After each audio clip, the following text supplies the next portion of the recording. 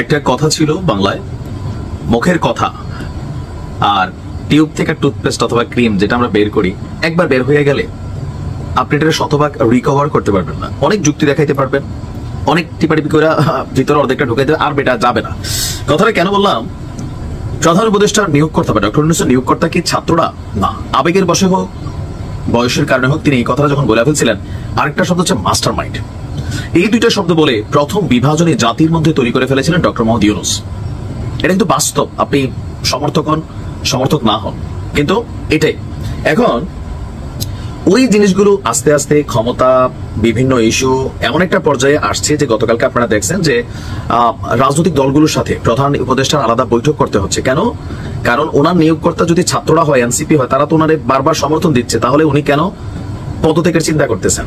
কারণ যতটুকু বক্তব্য নাহিদের মুখ দিয়ে শুনছি, রাজনৈতিক দলগুলো বা বাকি যারা আছে ওনাকে সহযোগিতা করতেছে না। তো ওনাদেরকে কি শাসন করা যাবে? না, শাসনও করা যাবে না।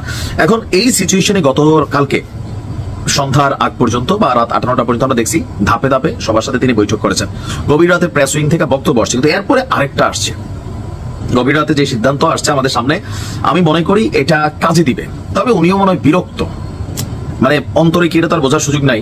বাট এই যে তিন দল তিনটা দাবি করছে, তিনটা না, কেউ পাঁচটা, কেউ তিনটা, কেউ দুইটা, উনি আসলে কারটা রাখবেন আর কারটা রাখবেন না, এই সিদ্ধান্তটা সম্ভবত এদের উপর ছেড়ে দিবে। যে বাবারে তোমরা তিনজন আমার কাছে আলাদা আলাদা এরকম বলছো, যে যেমন এনসিপির দাবি অমুক রমুকরা বাদ দিয়া উপদেষ্টা পরিষদ গঠন করতে হবে, বিএনপির দাবি আসিফ মাহমুদ খলিল বাদ উপদেষ্টা, বিএনপির এনসিপির দাবি যে ইশরাকের, টেকনিক্যালি সরাসরি বলে নাই বাট টেকনিক্যালি। তো এই যে জামাতের দাবি, সবকিছু মিলাইয়া তিনি সম্ভবত সবাই এক জায়গায় আইনা একটা সিদ্ধান্তের দিকে যাইতে চাচ্ছেন এবং দেশবাসীকে বুঝাইতে চাচ্ছেন যেন ফাইনাল একটা বক্তব্য তিনি দিতে পারেন। দর্শক, দেশের রাজনৈতিক দলগুলোর সাথে আজ আপনার বিকেলবেলা একটা সমন্বিত বৈঠক করবেন ডক্টর মোহাম্মদ ইউনূস, আর রাষ্ট্রীয় ভবন যমুনায় দলগুলোর সাথে এই বৈঠক অনুষ্ঠিত হবে। এমনকি ইতিমধ্যেই আমি যখন নিউজটি করছি, বিভিন্ন দলের নেতাদেরকে ফোন করে আমন্ত্রণ জানানো হয়েছে। আপনার বিএনপি জামাতের সাথে, এনসিপির সাথে পৃথকভাবে কথা বলার পরেও আপনার আমরা দেখলাম যে কি বলা হয়, যে নতুন এই বৈঠকটার আয়োজন করা হয়েছে। এখানে এবি পার্টি তারাও আমন্ত্রিত হবে। শুধুমাত্র বৈঠকটাকে একসঙ্গে হবে নাকি আলাদা, বিষয়টি যতটুকু সামনে আমরা বুঝতে পারছি যে সবাইকে নিয়েই একটা বৈঠক হবে। জামাতও আসবে, বিএনপি আসবে, এনসিপি আসবে, ছোটখাটো যে পার্টিগুলা বা মান্না সাহেবের বা বিভিন্ন যে দল, মানে মোটামুটি কাউন্টেবল যে পার্টিগুলো সম্ভবত তারা, অথবা 42টা দল হইতে পারে। কারণ বাংলাদেশে এখন 42টা না 43টা রাজনৈতিক দল আছে নিবন্ধিত।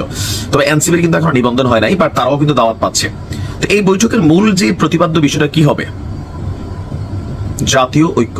তবে জাতীয় সরকার গঠনের জন্য এখান থেকে প্রস্তাব করা হইতে পারে যে একটা জাতীয় সরকার। তবে আমার মনে হচ্ছে জাতীয় সরকার দিকে যাবে না, এখানে সবাইকে মুখোমুখি করে ডক্টর মোহাম্মদ ইউনূস তিনি সম্ভবত কোনো একটা ব্রিফিং করবেন।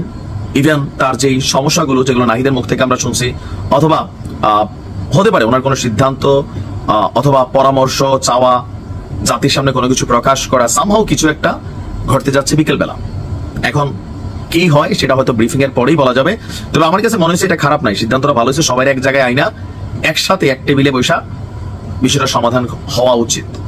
তবে যার যার স্বার্থ শেষে কি পরিত্যাগ করবে মনে হয় না, তারপরেও ট্রাই করা হচ্ছে, দেখা যাক কি হয়। ভালো থাকুন।